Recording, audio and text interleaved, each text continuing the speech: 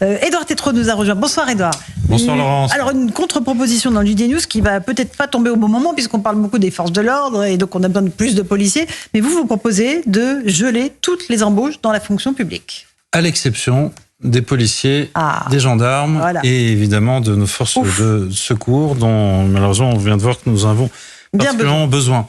Mais oui, je pars de cette déclaration de notre Premier ministre pyrénéen, François Bayrou, qui dit « Nous avons devant nous un Himalaya Béarnais. à franchir. » Voilà, oui, tout à fait pareil. Béarnais et pyrénéen. Nous avons un Himalaya à franchir puisque la dérive de nos déficits publics. Alors l'Himalaya, c'est 40 milliards d'euros d'économie. Vu comme ça, on se dit c'est beaucoup. Ben non, en fait, 40 milliards, c'est à peine un cinquième du déficit de l'an dernier. Donc attaquons ce petit Himalaya. Nous avons Éric Lombard, Amélie de Montchalin qui... alors Éric Lombard démarre bien en disant « Nous ne mettrons pas en place de nouvel impôt ». Ça, c'était le 30 avril. 10 jours après, écoutez, la TVA sociale, finalement, c'est peut-être une bonne idée. Et puis, il y a toutes les propositions de fermeture de niches fiscales. Eugénie Bastier l'a très bien dit, c'est notamment en supprimant toutes les aides pour les emplois aidés à domicile, notamment pour les jeunes parents, de jeunes enfants, etc. C'est le dernier clou sur le cercueil de la natalité française.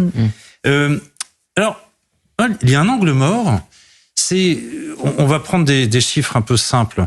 L'État, c'est comme si c'était une entreprise qui fait 100 euros de chiffre d'affaires, dépense la moitié de ce qu'elle gagne, c'est-à-dire 50 euros, et recrute à tout bras, à tout va. Vous avez un site très bien enseigné, vocationservicepublic.fr, qui dit, écoutez, la fonction publique restera en 2025 le plus grand recruteur de France. Vous découvrez tout d'un coup, alors qu'on croit qu'on est en déficit, qu'il faut faire des économies, non. Il y a 180 000 postes à pourvoir dans les 5 prochaines années, alors pardon pour le jargon, dans les filières médico-techniques et médico-sociales des fonctions publiques territoriales et hospitalières. Et en fait, vous vous dites, mais qu'est-ce qui se passe? Pourtant, quand on va à l'hôpital, on a quand même l'impression qu'il y a beaucoup d'administratifs, de personnes dans les couloirs, Eh ben non.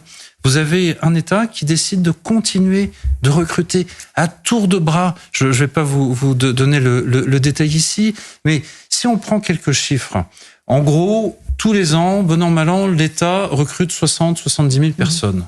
On charge 50 000 euros par personne en moyenne. On est déjà à 3 milliards année après année.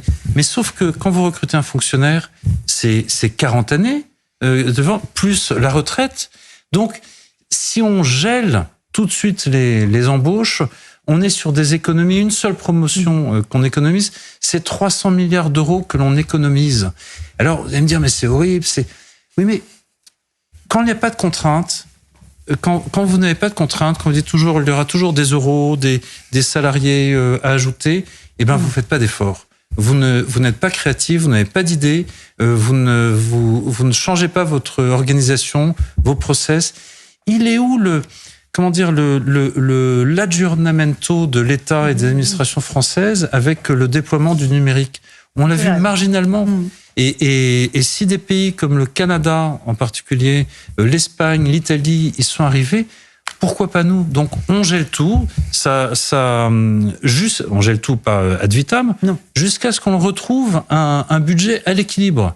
C'est la même proposition que j'avais faite en disant on ne remplace aucun fonctionnaire qui part à la retraite. C'est comme ça qu'on fera des économies, de la vertu et de l'agilité dans notre État. À retrouver dans le JDD News cette semaine, Économie, la France au bord du gouffre, avec des papiers fort intéressants, dont le vôtre, mon cher Édouard Tétrault. Petite pause, vous restez avec nous. On reviendra sur ces violences de ce week-end. On entendra le témoignage de 2 jeunes femmes, dont l'une raconte comment elle a été agressée dans la rue le soir de la finale. À tout de suite. Punchline, 18h-19h, Laurence Ferrari sur CNews et Europe 1.